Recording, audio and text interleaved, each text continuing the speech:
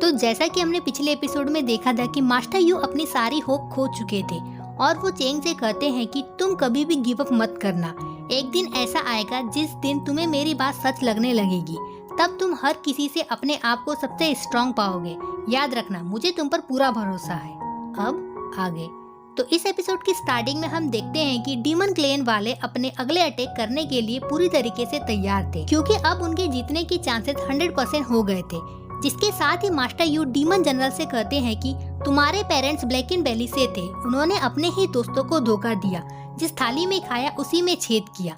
तुम में से किसी ने भी ऐसा काम नहीं किया है जिससे तुम्हें माफी मिल सके, और अब तुम यहाँ हमारे एम्परर स्वॉर्ड लेने आए हो, लेकिन मैं ऐसा नहीं होने दूंगा। इतना कहने के बाद मास्टर यू चेंग की ओर देखकर स्माइल करते हैं और फिर अपनी बची कुची जितने भी पावर थी उसे एक्टिवेट करने लगते हैं, जिस कारण से उनके आसपास ढेर सारे लोटस एनर्जी आ जाती है।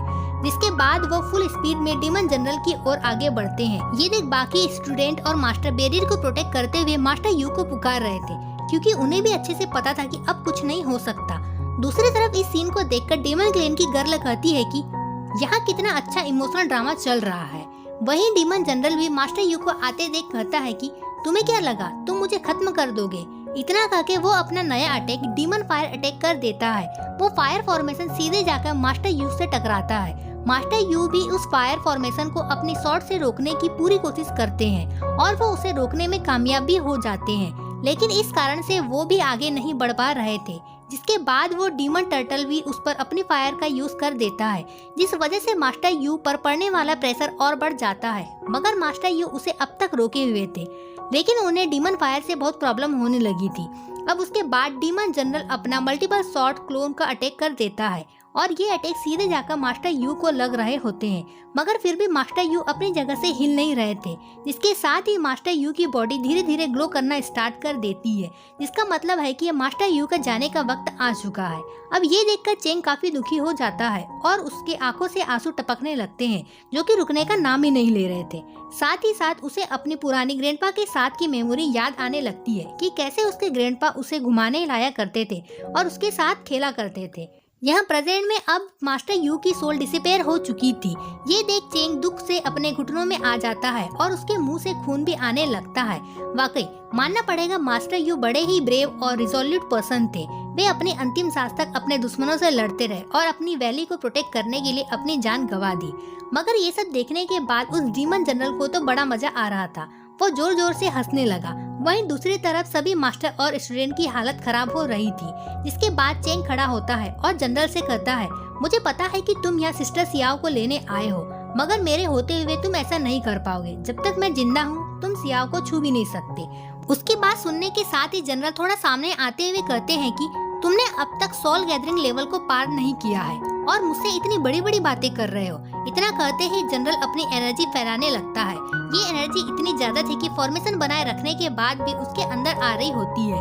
इस एनर्जी प्रेशर के कारण सभी स्टूडेंट मास्टर अपनी जगह पर ही अटक गए थे, वो थोड़ा सा भी मूव नहीं कर पा रहे थे। जिसके बाद डीमन जनरल अपने सोल्जर को तुरंत उन पर अटैक करने के लिए भेज देता है, जिसके साथ ही बहुत से सोल्जर उस बैरियर की ओर आने लगते हैं।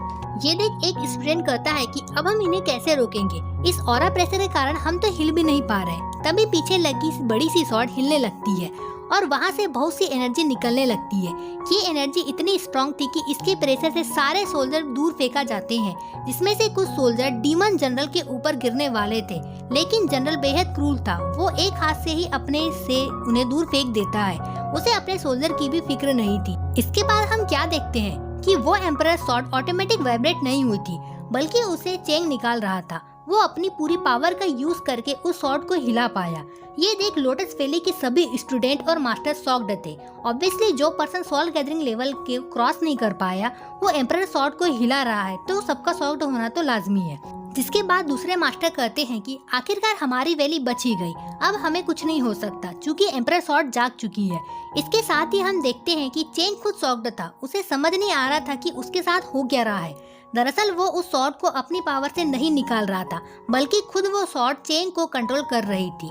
शॉट ने चेंग को अपना मास्टर एक्सेप्ट कर लिया था। इसके बाद हम चेंग को उसके स्पेस वर्ल्ड में देखते हैं, जहां आने के बाद वो देखता है कि उसके सामने वही एम्परर स्वॉर्ड है तो उसे देख ही रहा होता है कि इतने में वो सॉर्ड अपनी एनर्जी चेंग में डालने लगती है। ये देख वो समझ गया था कि उसे एम्परर सॉर्ड ने खुद चूज किया है, लेकिन उसे समझ नहीं आ रहा था कि ऐसा कैसे हो सकता है। अब वो वहीं बैठकर कल्टीवेशन करने लगता है, जिसके साथ ही सारी एनर्जी उसकी बॉडी में बहुत तेजी से एब्जॉर्ब होने लगती है और थोड़ी ही देर में उसके फॉरहेड में लोटस मार्क भी आ जाता है। चेंग उस पावर को फील कर पा रहा होता है। वो एनर्जी चेंग की पूरी बॉडी से होते हुए ब्लड वेन में फैल जाती है।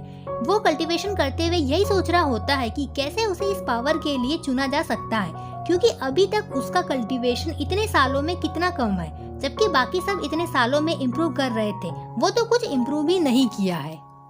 तभी उसे मास्टर यू की बातें याद आती है, जिसमें मास्टर यू उससे कह रहे थे कि एक दिन तुम भी बहुत पावरफुल बनोगे, बस तुम कभी गिव अप मत करना। मैं जानता हूँ कि तुम लाइफ में बहुत ज्यादा आगे जाओगे, जहाँ तक अच्छे भी नहीं पहुँच पाए। अब यहाँ हम देखते हैं कि आखिरकार वो ब्रेक थ्रू कर ही लेता है और अब वो ये समझ गया था कि उसे ये पावर क्यों मिली है। वो अच्छे से जानता है कि वे बेहद वीक है, साथ ही साथ उसका कल्टीवेशन भी कुछ ज्यादा नहीं है और वो फर्स्ट रिलम पर भी नहीं पहुंच पाया, लेकिन उसका हार्ट बेहद स्ट्रॉन्ग है और वो दिल का बहुत अच्छा है, इसलिए गॉड ने इसे इसके लिए चुना है। जिसके बाद वो खड़ा हो जाता है और उसके आसपास एम्परर पावर सॉर्ड घूमने लगती है। उसे देख सभी शॉक्ड थे।